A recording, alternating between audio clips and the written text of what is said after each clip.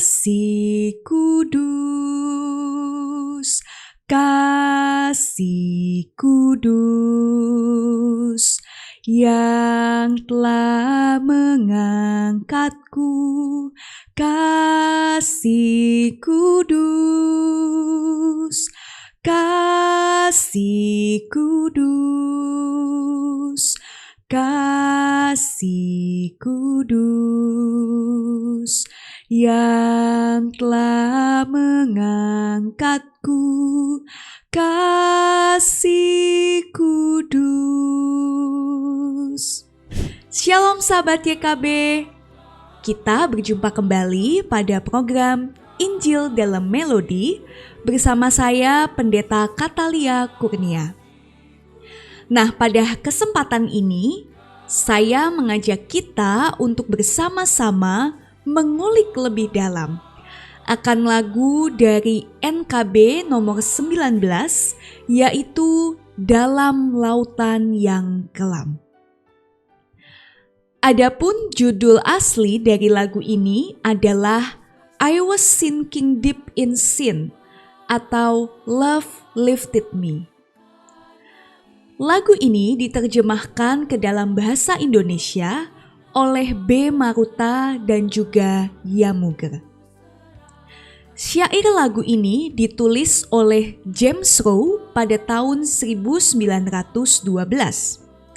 Sedangkan melodi lagu ini diciptakan oleh seorang komposer bernama Howard Smith pada tahun yang sama juga.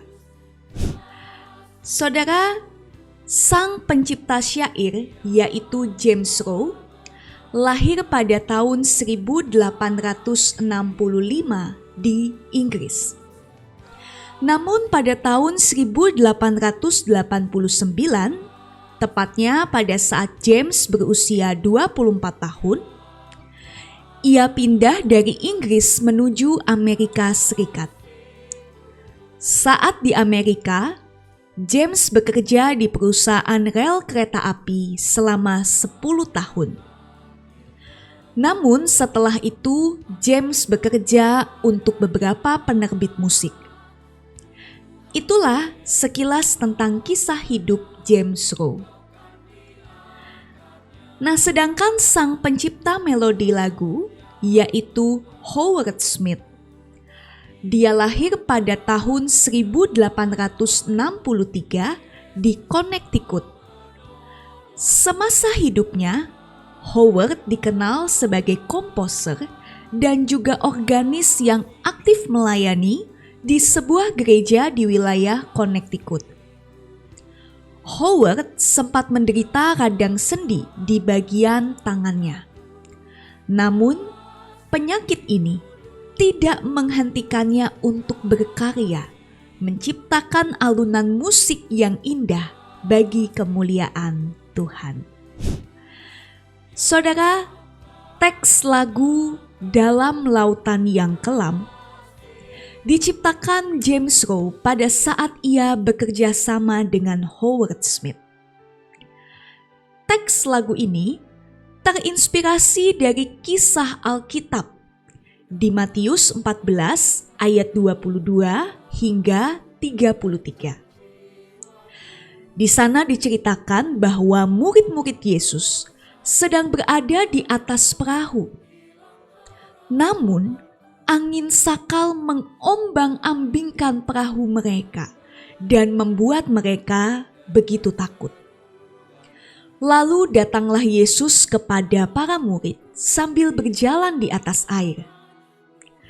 Nah, Petrus sempat berjalan di atas air untuk mendatangi Yesus. Namun ketika tiupan angin begitu kencang, Petrus pun takut. Ia mulai tenggelam dan berteriak, "Tuhan, tolonglah aku." Nah, dengan segera Yesus mengulurkan tangannya, memegang Petrus dan berkata, "Hai orang yang kurang percaya, mengapa engkau bimbang?" Nah, saudara, kondisi tenggelam yang sempat dialami Petrus ini menjadi sebuah penggambaran akan hidup manusia sebelum menerima karya anugerah penyelamatan Kristus, yaitu hidup yang tenggelam di dalam dosa. Saudara, manusia, kita semua tidak berdaya akan dosa, dan kita tidak sanggup, kita tidak dapat menyelamatkan diri kita sendiri. Hanya kasih Tuhanlah yang sanggup dan mampu untuk mengeluarkan manusia dari dosa dan memberikan pengharapan baru. Nah, pesan inilah yang disampaikan di dalam bait 1 dari lagu ini. Kita coba perhatikan. Liriknya berkata demikian, "Dalam lautan yang kelam terancam jiwaku. Dalam dosa tenggelam hilang harapanku. Tapi Tuhan berkenan dengar seruanku. Lalu ku diselamatkan mukalisku." Nah, kita lihat juga bagian refrennya. Kasih kudus, yang telah mengangkatku, kasih kudus. Lalu diulang lagi, kasih kudus, yang telah mengangkatku, kasih kudus. Saudara, perhatikanlah bahwa kata kasih kudus itu di dalam bagian refren diulang berkali-kali. Artinya, pesan utama dari lagu ini terletak pada kasih kudus dari Kristus. Saudara, karena kasih-Nya kita diselamatkan. Karena kasih-Nya kita memiliki hidup yang baru. Nah, lantas apa yang dapat kita lakukan untuk mensyukuri kasih itu?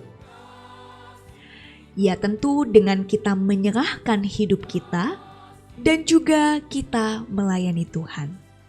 Nah, itulah yang disampaikan di dalam bait kedua dari lagu ini. Kita lihat teksnya. Teksnya berkata demikian, "Kasih-Nya kudus besar patut kubalaslah. Karena itu ku gemar agungkan namanya. Ku serahkan hidupku bulat kepadanya. Melayani Tuhanku selamanya."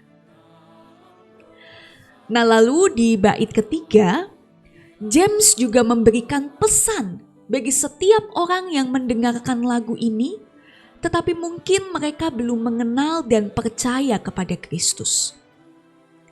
James meyakinkan bahwa kalau pada saat ini Anda merasa hidup Anda kacau karena dosa, maka pandanglah kepada Yesus.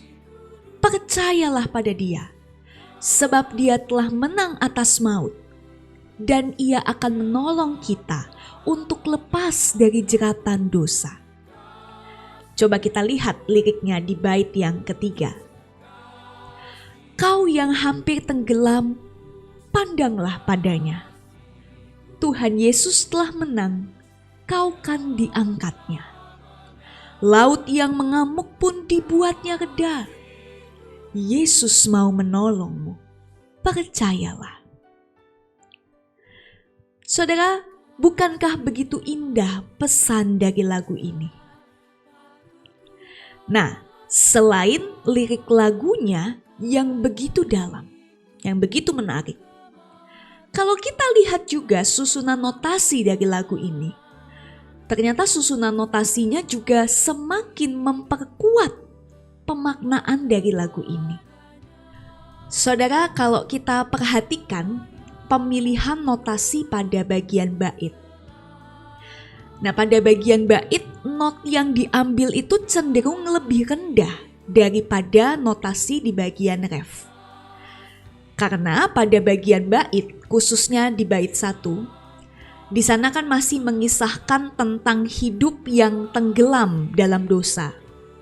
Dan tenggelam itu kan kondisinya pasti di bawah begitu ya. Ada di dalam situasi yang rendah di bawah. Jadi pemilihan notasinya juga di bawah. Sedangkan kalau kita melihat pada bagian refren, pemilihan notasinya itu lebih tinggi nadanya. Mengapa? Sebab bagian ref itu merupakan klimaks dari lagu ini yang mau menekankan bahwa hanya kasih Tuhan yang mampu menyelamatkan. Hanya kasih Tuhan yang mampu mengangkat. Nah, kalau ibarat kata kita diselamatkan dari kondisi tenggelam, itu kan artinya kita sedang diangkat ke atas. Nah, maka tidak heran kalau notasi bagian refren dari lagu ini lebih tinggi daripada baitnya. Nah, jadi sekali lagi di sini kita bisa melihat betapa indahnya lagu ini. Bukan hanya dari liriknya yang penuh makna, yang mengingatkan kita akan kasih Tuhan, tetapi juga dari notasi lagunya yang membantu kita untuk dapat menjiwai betapa Tuhan itu sudah mengangkat kita dari kekelaman. Nah, dengan demikian Bapak Ibu Saudara, selamat untuk terus mensyukuri, selamat untuk terus mengalami kasih kudus dari Tuhan. Kiranya Tuhan memberkati kita.